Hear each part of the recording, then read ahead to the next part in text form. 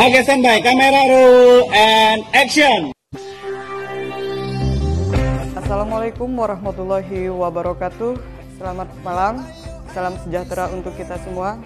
Tabik pun, saya Nova. Kembali dalam kesempatan ini kita dapat berbincang santai dengan calon bupati dan wakil bupati Pesisir Barat dari nomor urut 2, yaitu Bapak Arya Lukita Budiwan ST dan Ibu Erlina SPMH. Ya, selamat malam. Selamat malam Pak. Ya. Apa kabar Pak Arya? Ya, alhamdulillah sehat ini, Bung Nova. Ibu Sehat. Erlina. Alhamdulillah sehat lahir dan batin. Sehat dan semangat ya Bu ya. Semangat. Full. Full. Baiklah Bu, malam ini kita ingin mengetahui di dalam 22 visi misi nomor urut 2, di mana di dalamnya meningkatkan produksi dan menjamin usaha pertanian berjalan sesuai dengan harapan masyarakat, diberikan kemudahan akses permodalan saat gagal panen, menjamin tersedianya pupuk dan bibit, serta membangun sentra peternakan dan perkebunan. Ini seperti apa? Kita ke Pak Bupati dulu. Ya, jadi Kabupaten Pesisir Barat ini mata pencarian, ya kan, berdasarkan mata pencarian penduduk. Ini posisi petani ini sangat dominan sekali, berkisar antara 60 hampir 70%. Ini adalah petani. Makanya Arya Erlina ini berusaha, pola kami adalah kalau petani ini tersenyum, insya Allah senyum ini akan menghiasi seluruh pesisir barat. Jadi ini adalah satu konsentrasi kami yang sangat kami konsentrasikan.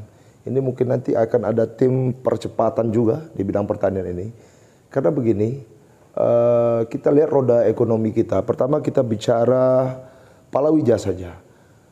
Palawija ini maaf, faktanya sekarang pesisir barat ini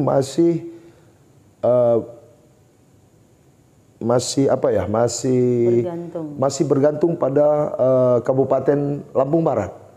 Ya, faktanya ini tiap hari ini palawija Lampung Barat masuk ke pesisir barat. Sedangkan yang kita harapkan di sini adalah ekonomi ini bisa berputar di dalam pesisir barat. Karena kita punya banyak potensi, ya kan? Lahan kita punya, kemudian kita punya potensi pupuk organik yang ada. Nah, makanya di sini bicara pertanian, pertama kita bicara palawija. Bagaimana sayur mayur itu kita akan coba produksi di pesisir barat. Jadi kita akan buat palawija ini, pesisir barat ini bukan sekedar daerah pariwisata, tapi di sayur mayurnya ini kita akan menjadi salah satu andalan pesisir barat di tingkat provinsi maupun tingkat nasional. Caranya bagaimana? Kita mewujudkan pertanian organik. Pertanian organik artinya apa? Kita punya bahan dasar pupuk, ya kan? Bahan dasar pupuk yang paling bagus bahan pupuk organik kita ini di dunia lah itu. Itu adalah tahi kelelawar, guano bahasanya. Bahasa latinnya adalah guano. Nah, jadi ini kita akan maksimalkan sekali pupuk organik kita ini. Kemudian kita juga memungkinkan sekali karena daerah kita ini potensi airnya ini melimpah, dan potensi air tersebut ini belum tercemar oleh pabrik-pabrik. Nah, jadi kita akan wujudkan, kemarin kami bincang-bincang dengan ada Pak Dul Latif, ya kan. Jadi kita akan, pola dasarnya adalah pemerintah ini mendorong. Pemerintah ini memperlihatkan dan mendorong. Ya, kekuatan itu adalah di masyarakat. Nah, di sini masyarakat pesisir barat ini memang harus diperlihatkan dan harus dicontohkan. Nah, makanya ini kita akan berusaha sekali. Ini insya Allah kita akan ada demplot per kecamatan. dan itu adalah tempat juga tempat belajarnya para petani di tingkat-tingkat kecamatan. Jadi begini, pertanian ini yang saya mungkin nanti yang lebih paham, lebih ini spesifik tentang pertanian, tapi saya punya pengalaman.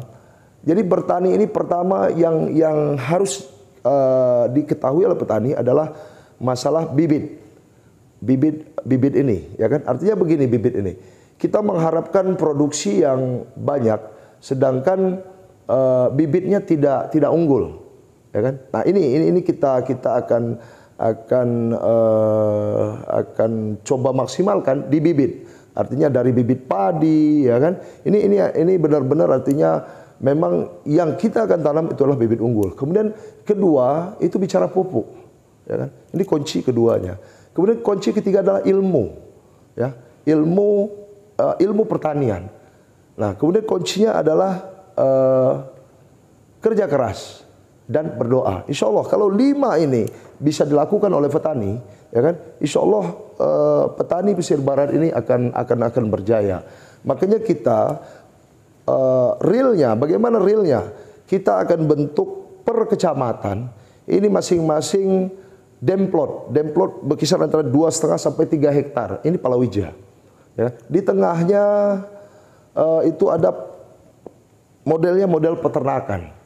Apakah itu adalah ternak telur ayam petelur, ataukah ternak kambing, ataukah itu akan nanti ternak sapi, ya kan di sana. Nah, kemudian di sana juga adalah tempat daripada petani ini belajar, Nah, jadi kita harapkan di sini per kecamatan itu ada 11 tempat demplot, ya. Demplot yang artinya tempat petani belajar dan tempat petani praktek.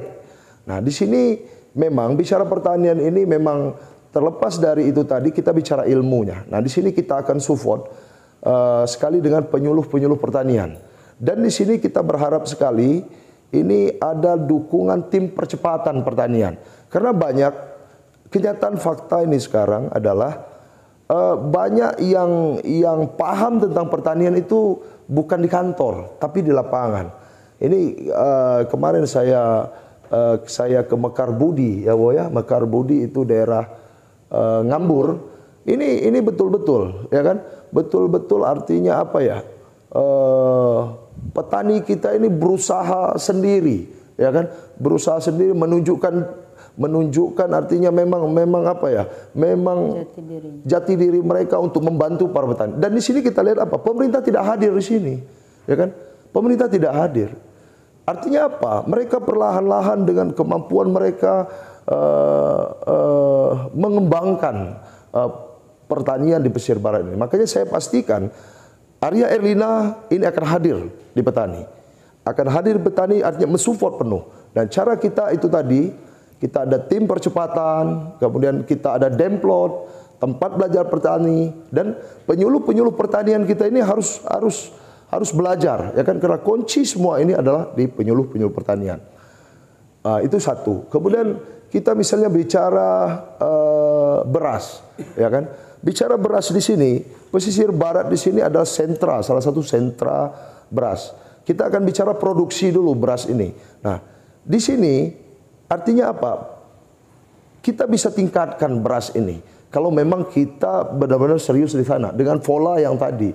Kemudian kita di bagian distribusi beras, ya kan? Ini nanti akan berkaitan sekali dengan tenaga kerja yang akan kita punya program juga, bukan 3.000 honorer yang akan kita ini akan kita tambah, tapi dengan 5.000 tenaga kerja yang upahnya di atas UMR. Ini akan kita wujudkan. Nah, caranya adalah salah satunya begitu. Artinya di sini misalnya fakta yang ada di lapangan sekarang, ini saya ketemu Pak Slamet, ya kan? Pak Slamet ini dia memborong gabah, ya kan? Memborong gabah, tapi apa? Dia jual keluar, ya kan? Artinya apa di sini? Pemerintah tidak hadir. Artinya mereka dengan perlahan-lahan bergerak, ya kan? Bukan tidak maju ini, tetapi kalau hadir pemerintah di sana, insya Allah ini kita nanti BUMD pertanian kita akan kita bangun. Mungkin begitu dulu ya. Sementara pertanian Artinya di sini saya sangat berkeyakinan petani ini bertani ini harus gabungan dengan beternak, ya kan? Jadi apalagi pola kita akan coba kita punya bahan dasar pupuk yang sangat bagus. Ini akan kita kembangkan, ya kan? Kita akan berusaha pesisir barat menjadi sentra organik Lampung. Ini target kita, ya kan? Sentra organik Lampung. Kemudian kedua, kita akan melihat pertanian, misalnya saya jalan-jalan ke Indramayu, ya kan? Indramayu ini sampai di telinga kita di sini, salah satunya yang terkenal adalah mangga Indramayu. Apa yang terjadi di Indramayu? Di Indramayu bukan ada kebun mangganya, tidak ada kebun mangga di Indramayu. Tetapi apa? Setiap rumah di Indramayu itu minimal punya 2 batang pohon mangga, ya kan? Akhirnya apa? 1 untuk mereka makan, 1 sampailah ke tempat kita mangga Indramayu. Nah, saya lihat secara geografis ini Indramayu adalah Laut Jawa. Kita ini adalah Samudra Indonesia. Teksturnya hampir sama, ya kan? Nah, sedangkan kondisi sekarang buah-buahan pesisir barat ini impor semua, ya kan? Impor semua, artinya dari luar semua kebanyakan, ya kan?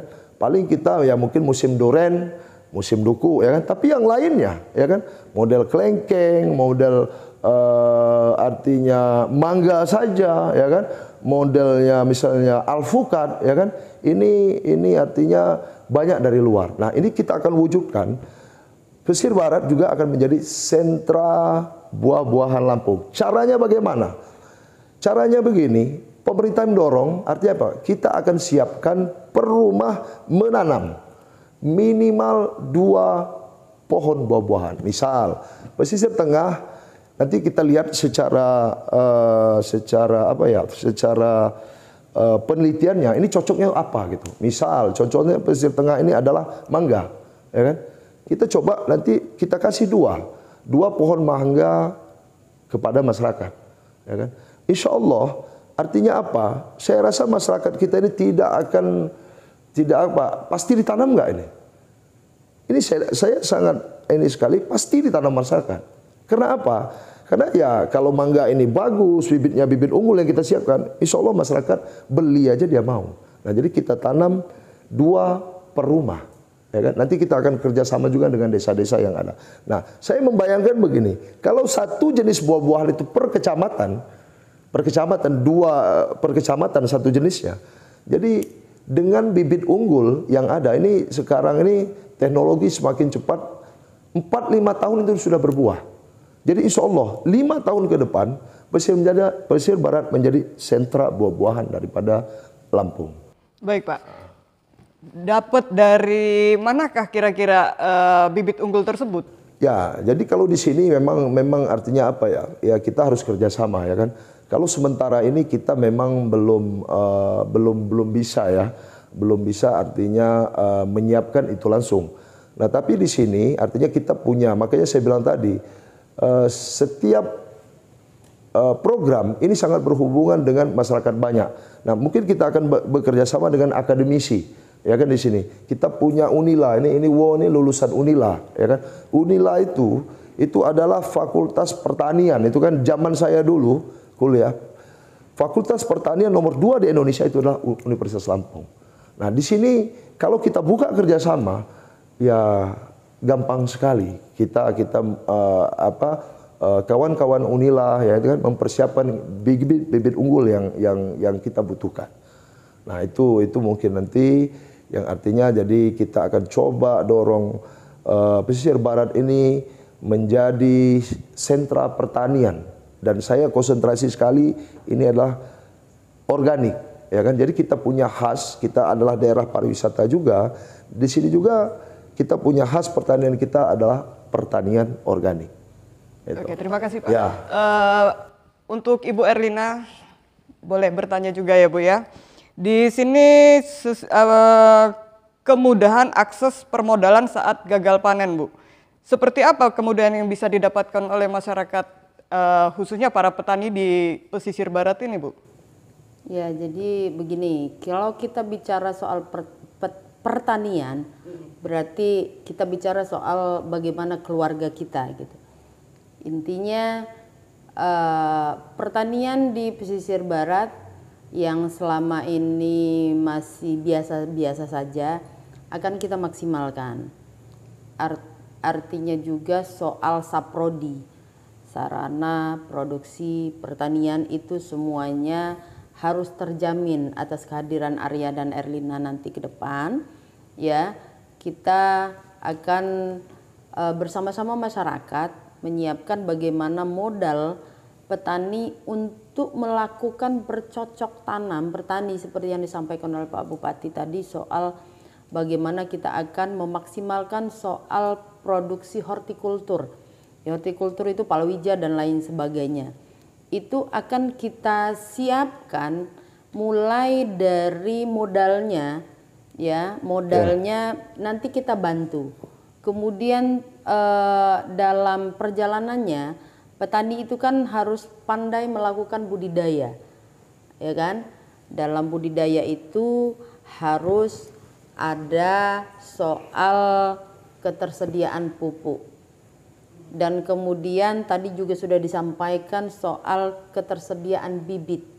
Artinya kalau pupuk itu pupuk organik, bibit itu bibit unggul. Artinya kalau kita menyiapkan bibit yang unggul, ya hasilnya pun akan unggul. Artinya produksinya juga akan bertambah. Yang tadinya misalnya kita bicara soal produksi tanaman padi sawah. Kita kan sudah biasa produksi 3-4 ton per hektar. Tetapi dengan budidaya yang bagus, dengan ketersediaan pupuk, obat-obatan, ya kan, dan bibit atau benih yang bagus, itu produksinya bisa mencapai 8, 10 sampai 12 ton per hektar. Ini sudah kita lakukan di beberapa titik di pesisir barat. Ini sudah terbukti nyata dan ini hanya bagaimana saja sekarang kita biar petani ini semuanya sejahtera. Artinya semua petani itu bisa merasakan gimana sih rasanya, ya kan, kita dalam satu kali produksi sawah yang tadinya cuma 3-4 ton per hektar itu kemudian bisa meningkat jumlahnya minimal 8, 10 sampai 12 ton per hektar.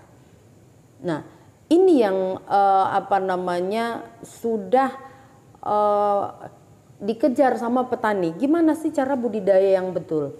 Jadi nanti untuk meningkatkan kesejahteraan petani ini, pesisir barat ini seperti yang disampaikan oleh Pak Bupati ini akan menerapkan soal integrated farming system. Bagaimana kita merealisasikan program soal sistem pertanian terpadu. Sistem pertanian terpadu yang kita maksud, ya, bagaimana di situ ada pertanian di situ, ada peternakan di situ, ada juga perkebunan di situ. Ya kan? Nanti akan kita berikan contoh dengan demplot yang akan kita praktekkan nanti ke depan. Kita sudah siap, kita sudah berdiskusi dengan Pak Bupati akan menambah soal tenaga penyuluh untuk mempercepat laju pertumbuhan pertanian untuk di pesisir barat ini. Kita akan konsentrasi untuk mensejahterakan petani itu lewat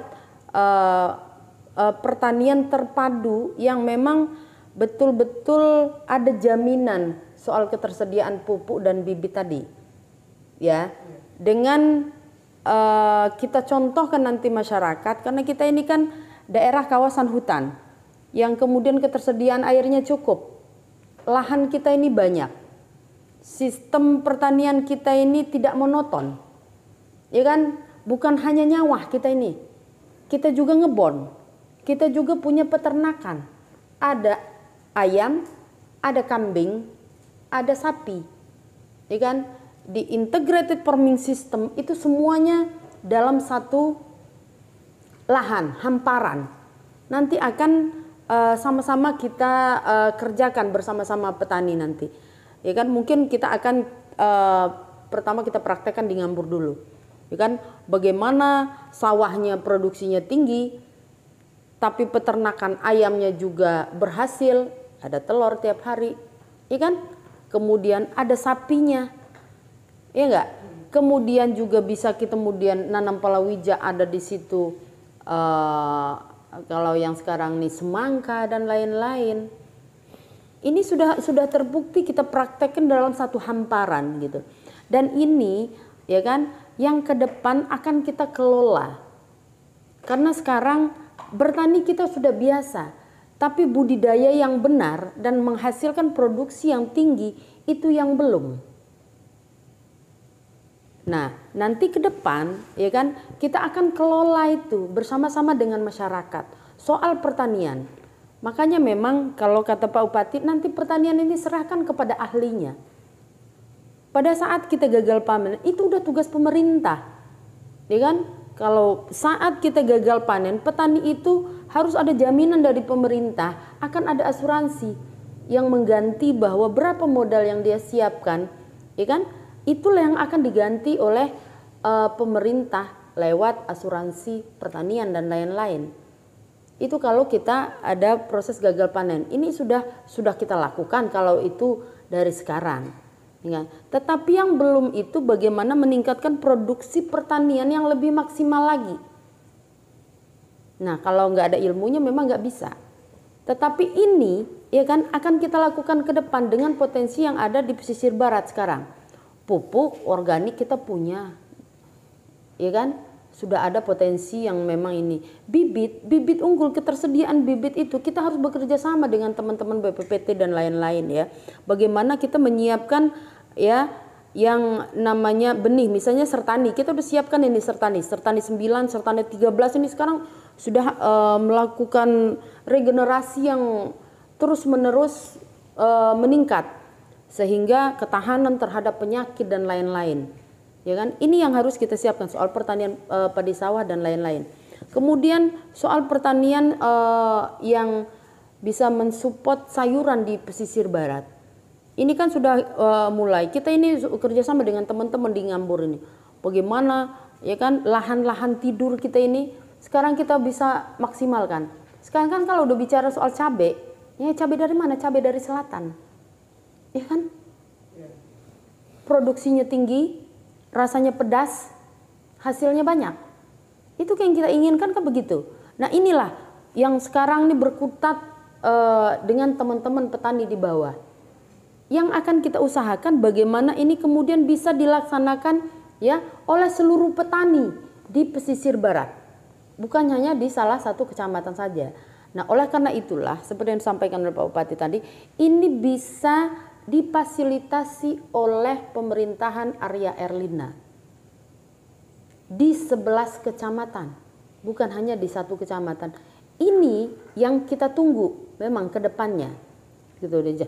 Jadi kalau kita bicara soal konsep integrated farming system ini, itu akan kita laksanakan di 11 kecamatan nanti ke depan. Berarti menyeluruh Bu ya? Ya. Semua kecamatan yang ada di pesisir potensinya barat. nanti, ya kan? Tergantung potensi. Kalau di di daerah pesisir utara Lemong, mungkin kita akan lebih kuat soal perkebunannya, ya kan? Nanti akan kita mapping, kalau tadi sudah disampaikan Pak Bupati, kalau di pesisir tengah itu potensinya paling cocok apa, ya kan? Kemudian kalau di Krui Selatan itu apa dan lain-lain. Ini kan semuanya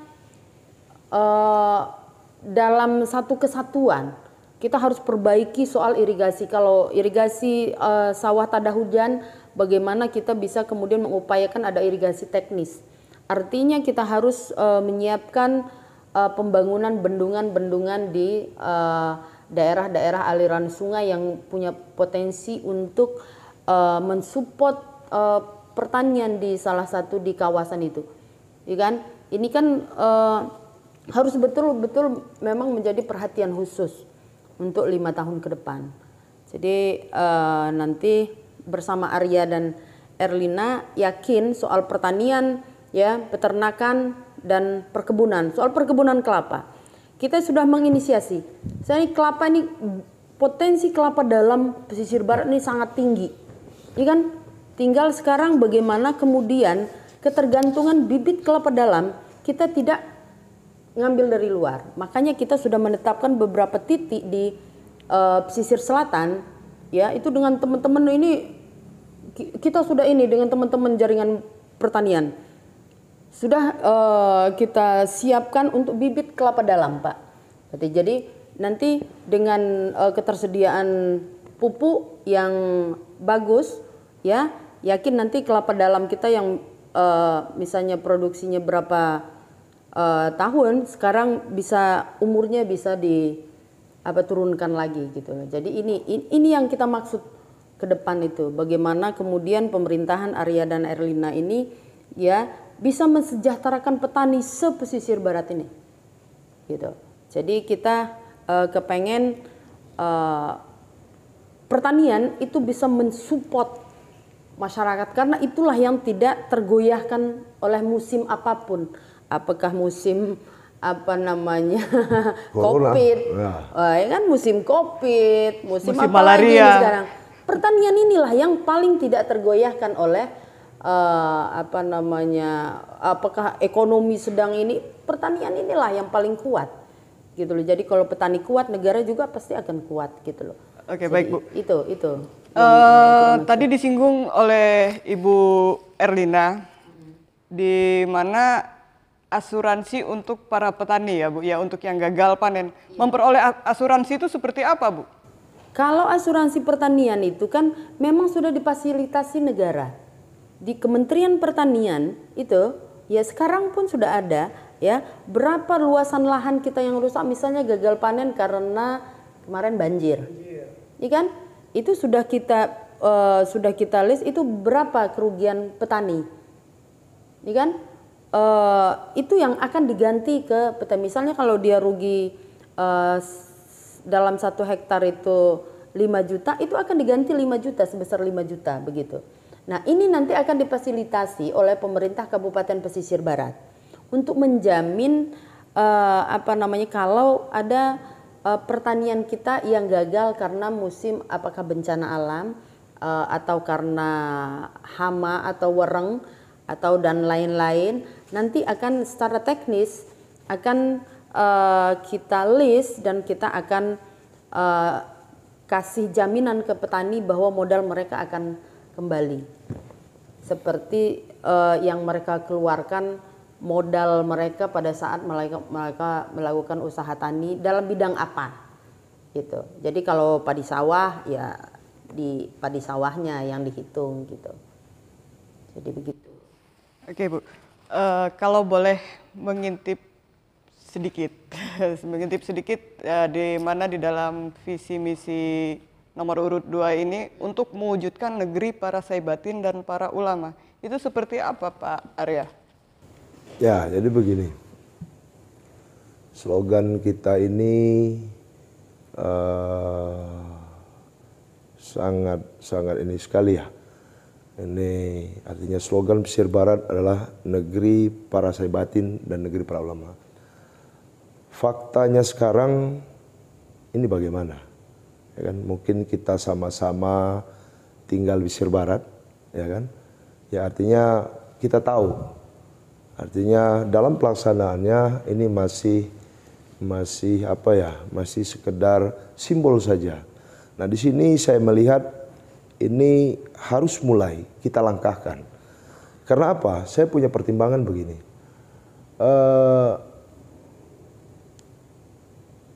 Pesisir Barat ini saya ibarat 2 sisi mata pisau.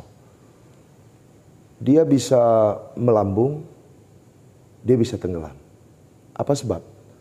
Pertama, di satu sisi sumber daya alam kita ini begitu besar, pesisir barat ini. Artinya apa? Mau tidak mau pesisir barat ini pasti akan maju. Mau tidak mau pesisir barat ini akan pasti rame. Siapapun yang memimpin pesisir barat ini cuma mempercepat kemajuannya saja. Itu. Nah, artinya apa? Dia akan maju, dia akan ramai, orang akan berbondong-bondong datang ke pesisir barat. Nah, buktinya aja ini di depan rumah saya ya, di Walur ini. Artinya apa? Ini kalau tidak Covid, ini 5 menit sekali ini orang asing nih bisa kita lihat hilir mudik dia di sini. Nah, artinya karena dia orang akan berbondong-bondong masuk ke pesisir barat. Ini dia pasti akan membawa adat, pasti dia akan membawa budaya, Dan pasti dia akan membawa agamanya masing-masing. Ini di satu sisi. Kemudian di sisi lain, dengan sumber daya alam yang besar tadi, ya mungkin inilah pasangan tadi, sumber bencana kita, ya kan? Ini besar juga.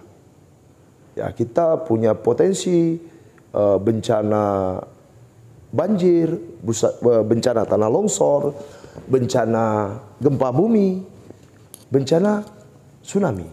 Nah, artinya di sini apa? Saya sangat berkeyakinan, ya kan?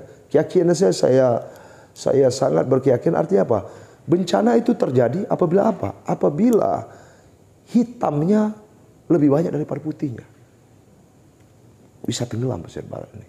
Nah, tapi insya Allah kalau putihnya lebih besar daripada hitamnya, insya Allah artinya pesisir barat ini melampau. Nah, dengan alasan itu tadi untuk menjaga artinya putih lebih banyak daripada hitamnya, maka saya lihat tadi negeri para saibatin ini dan negeri para ulama ini tidak bisa kita tunda lagi untuk kita mulai melangkah. Caranya bagaimana? Artinya apa? Sekarang fakta sekarang yang terjadi, itu saya bilang tadi, komponen masyarakat pesisir barat ini sesuai dengan slogan kita sudah pas. Ada ulama, ada pemerintahan, dan ada para saibatin di adat istiadat. Nah, bagaimana kondisinya sekarang? Kita bahas dulu. Kondisinya sekarang saya ibaratkan tujuannya tidak jelas. Saya ibaratkan mau ke Liwa apa mau ke Benggunan tujuan. Ini nggak jelas. Dan saya ibaratkan ini mobil, pemerintahan ini mobilnya mobil Pajero. Nah, dia jalan dengan tujuan tidak jelas. Perasaan dia, ya masih 80 juga ini. Nggak kerasa sudah 100 ke atas. Nah, maaf ini para ulama dan para saibatin, ya kan? Ini mobilnya Toyota 86. Sudah dia gaspol, sudah mau lepas knalpot, 80 tidak naik-naik. Nah, ini kondisi yang ada sekarang. Makanya bagaimana cara kita mewujudkan? Ini harus mundur. Artinya apa? Ulama, pemerintahan dan tokoh adat ini harus duduk bersama. Harus duduk bersama. Jadi memimpin pesisir barat ini harus duduk bersama 3 komponen ini. Bicara agama, ulama harus di depan. Bicara adat istiadat, para saibatin dan tokoh adat ini harus di depan. Uangnya kan di pemerintahan. Nah, ini yang kita bagi. Ini yang kita bagi kepada ulama dan ini yang kita bagi kepada tokoh adat dan para saibatin. Makanya program kita sangat jelas untuk ini sekali kita menganggarkan, ya kan? Insya Allah di tahun pertama APBD kami, ya kan? Yang kami tanda tangani, APBD yang kami tanda tangani, ini kita siapkan artinya 11 pusat keagamaan di masing-masing kecamatan. Dan kita anggarkan apa? 2 miliar per tahun per kecamatan. Artinya untuk mewujudkan negeri para ulama ini 2 kali 11 kecamatan, 22 miliar. Nah, kemudian untuk mewujudkan negeri para saibatin, itu tadi. Kita insya Allah di tahun pertama APBD yang kita tanda tangan, rumah adat para saibatin ini kita bangun di 16 marga para saibatin ini. Saya punya polanya, ya kan? Saya punya pola cara membangunnya. Nah, kemudian apa? Kita anggarkan 1 miliar per marga per tahun. Nanti kira-kira 16 miliar ininya. Jadi kita akan coba melangkah ini. Jadi untuk negeri para ulama kita siapkan 22 miliar. Silakan para alim ulama, ya kan? Apakah kita yang punya pondok biar anak-anak artinya anak-anak kita bisa mondok, ya kan? Mungkin makan minumnya dari 2 miliar itu kita ini kan. Mungkin untuk para khotib, para guru ngaji, ya kan? Para imam, ini akan tunjangannya akan kita naikkan. Silakan para alim ulama atur 2 miliar itu per kecamatan. Nah, begitu juga para saibatin, ya kan? Ini dia 1 miliar itu tadi ya untuk mungkin kita ini silat Lampung kita, mungkin bedikel kita. Ya silakan para saibatin kami menyiapkan. Nah, di mana pemerintahan? Pemerintahan yang saya bilang tadi awal kemarin kita bicaranya adalah bicara ekonomi, bicara pendidikan, ya kan, bicara kesehatan dan infrastruktur. Jadi membangun pesisir barat ini harus sama-sama, Nggak bisa. Kami berdua insya Allah jadi bupati, bukan Superman kami ini. Ya kan? Bukan Superman. Nah artinya apa? Tapi kami yakin bagaimana mewujudkan 22 program ini. Kuncinya adalah bersama-sama. Pesisir Barat ini tidak kurang orang-orang hebat. Orang hebat semua. Insya Allah kalau kita bersama, kita satukan dan sesuai dengan kemampuannya masing-masing, insya Allah saya sangat yakin kita bisa wujudkan artinya negeri para ulama, dan kesejahteraan masyarakat. Ini insya Allah akan terwujud. Nah mungkin begitu sementara ya kan. Ya artinya kita tidak main-main lagi, kita harus melangkah, bukan sekedar di mulut saja. Nah jadi insya Allah Arya Erlina, saya mengajak para alim ulama semuanya, ya kan, jangan para alim ulama, ya kan, kalau ada kegiatan mau pilkada baru sibuk, ya kan, jangan para saya batin pas mau ada kegiatan-kegiatan politik mulai sibuk, ya kan. Ini masyarakat kita membutuhkan kita semua. Makanya kami Arya Erlina kita coba, kita bisa, kita akan bawa perubahan. Kita akan pola pikir di sini yang kami artinya sampaikan kepada saudara-saudara semuanya. Artinya mari kita sama-sama membangun pesisir barat ini. Kami berdua cuma di depan, ya kan? Cuma di depan. Kebersamaan, kuncinya adalah kebersamaan. Ini yang kami tawarkan kepada masyarakat. Mungkin Baik, Pak. begitu. Ibu, sebelum kita tutup, Ibu ada yang mau ditambahkan mengenai mewujudkan negeri para saibatin dan para ulama di pesisir barat ini, Bu? Ya, kalau saya lebih kepada masyarakat pesisir barat ini pengen ngerasain gitu. Artinya kita menikmati dengan rasa. Kalau pengen negeri para ulama ini benar-benar kerasa, ya ayo dong kita lebih masifkan lagi seluruh majelis-majelis taklim, ya seluruh pengajian-pengajian muslimat pesisir barat ini bisa merasakan beribadah itu nyaman, bisa merasakan bagaimana kita bisa sampaikan bahwa ini loh negerinya para ulama beneran. Isinya itu kita betul-betul semuanya bahu membahu terus melantunkan selawat, ya kan.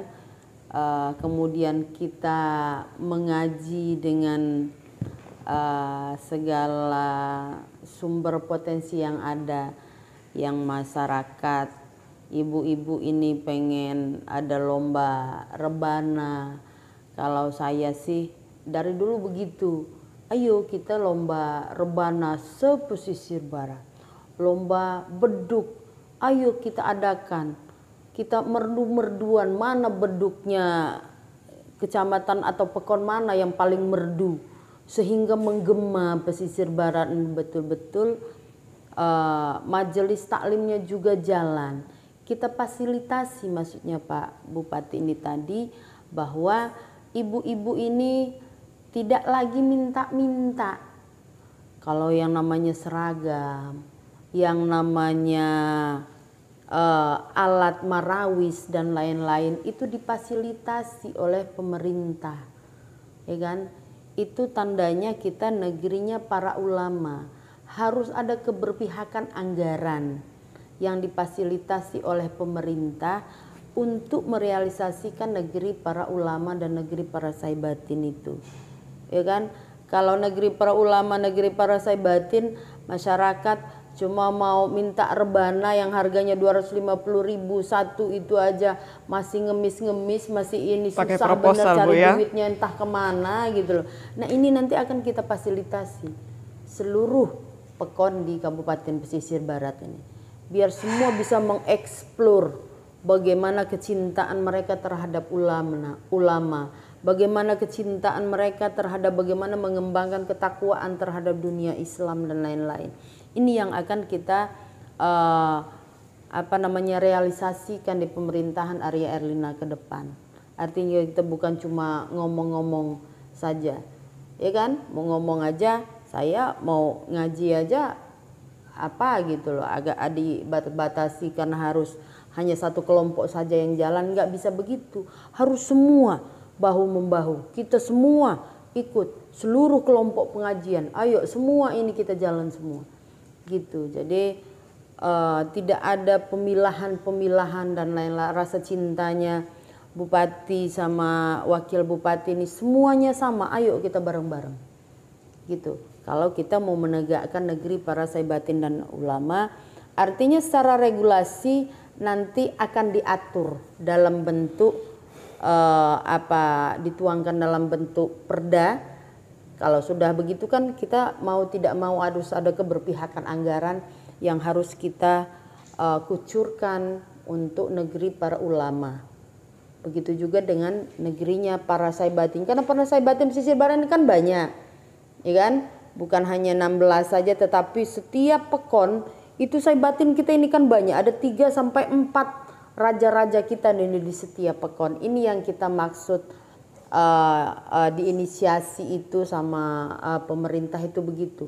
Jadi semua para saibatin nanti kita yang akan kita angkat semua. Bagaimana mereka merasa bahwa mereka bisa menegakkan adat istiadat dan budaya di masing-masing pekon itu.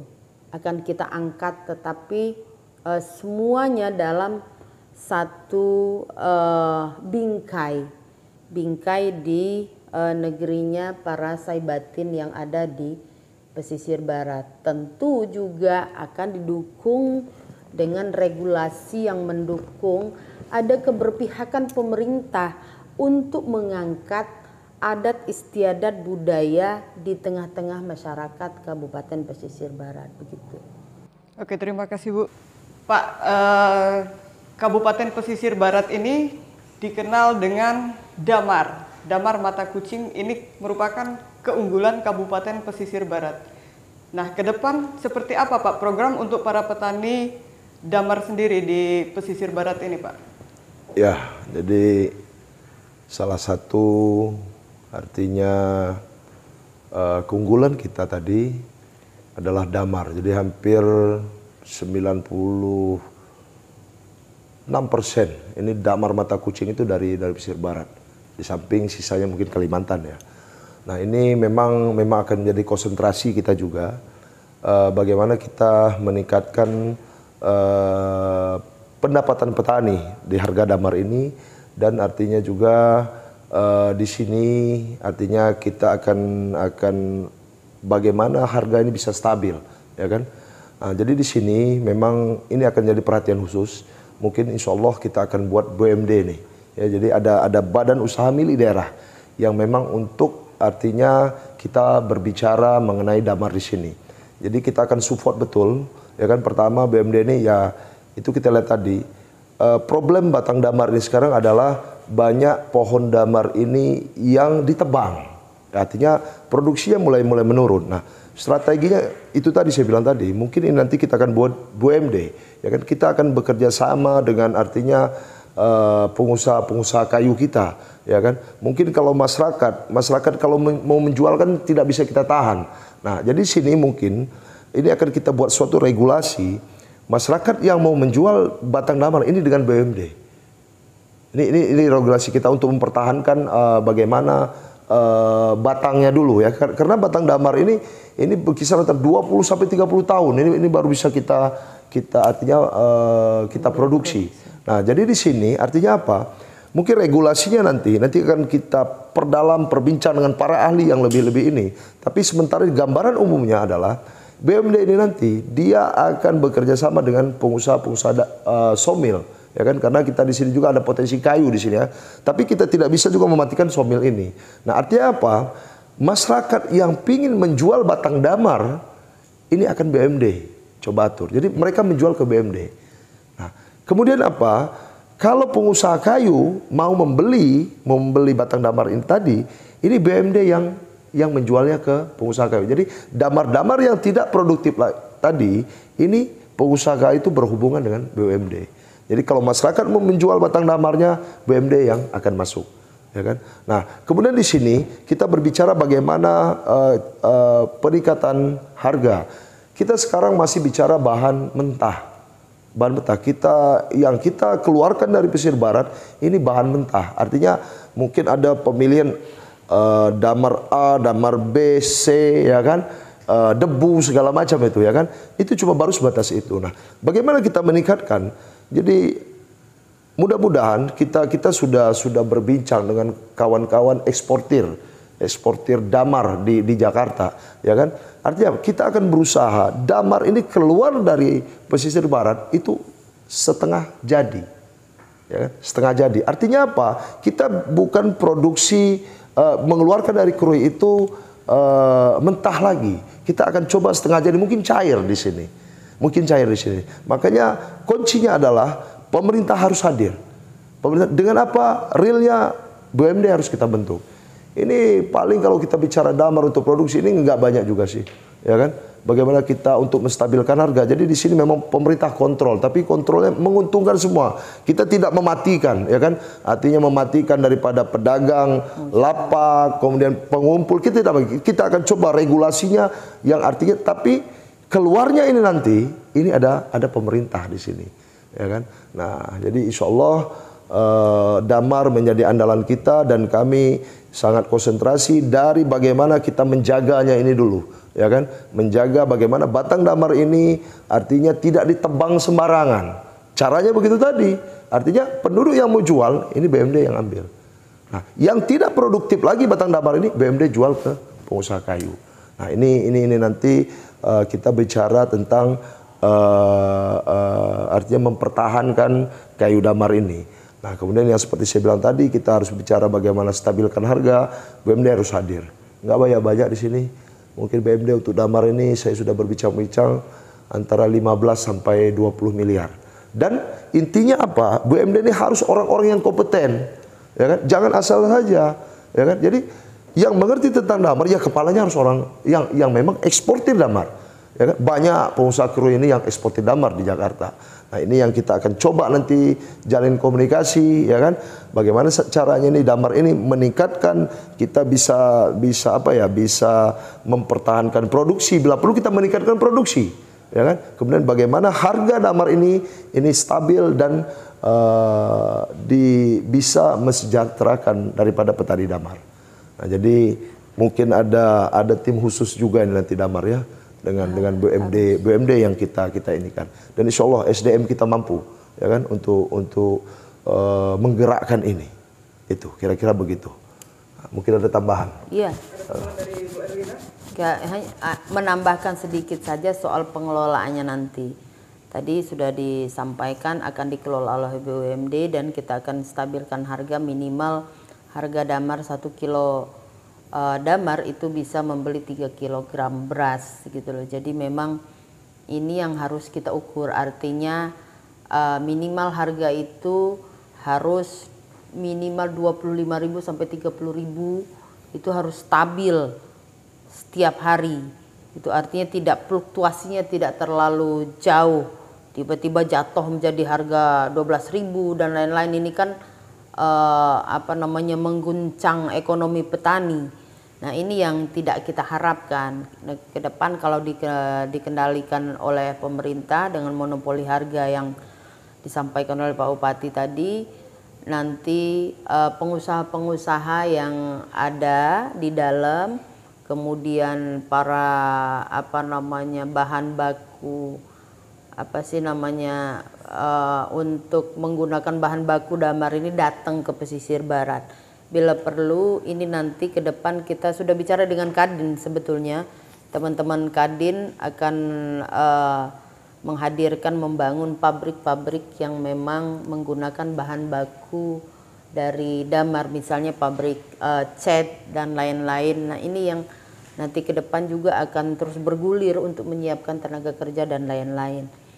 Karena ketersediaan dana oleh pemerintah nanti, artinya Bupati sudah punya kebijakan dari sekian dana yang masuk harus dikelola untuk membeli damar seluruh masyarakat, ya, di pesisir barat ini, tetapi dikendalikan oleh BUMD dengan harga dasar jangan kurang dari 25 sampai 30.000 per kilogram.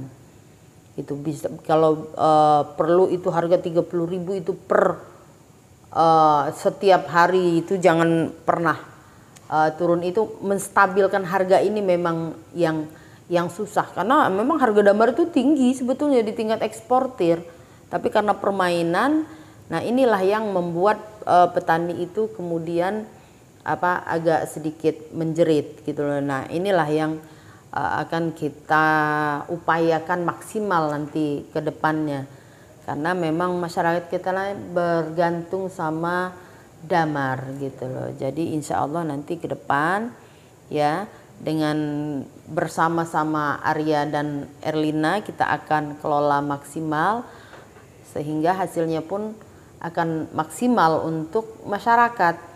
Kalau ekonomi masyarakat ini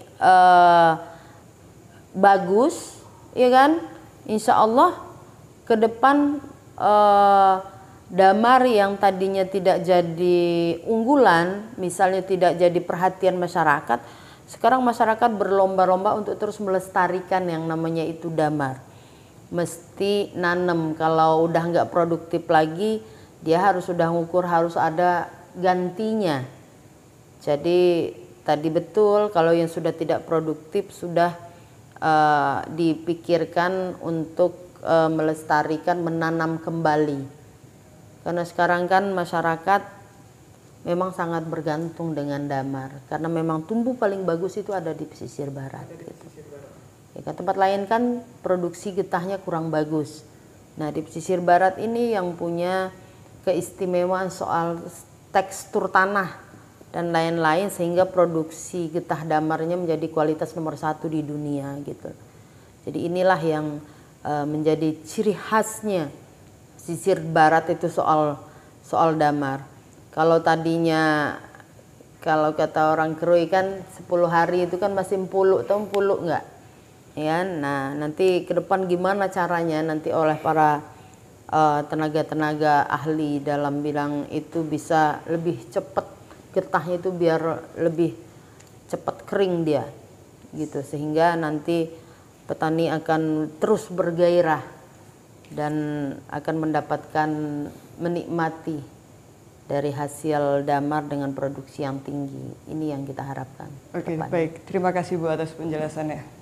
Pemirsa, demikian tadi kita telah berbincang dengan Bapak Arya Lukita Budiawan SC dan juga Ibu Erlina SPMH sebagai calon Bupati dan Wakil Bupati Pesisir Barat 2021 sampai 2026. Kita akan ketemu lagi di lain waktu. Kita akhiri. Wassalamualaikum warahmatullahi wabarakatuh. Para sahabatin dan ulama, ijab pilih ALD Erlina. Pak Wali, pilkada aja, iya nomor 2 anak Wali.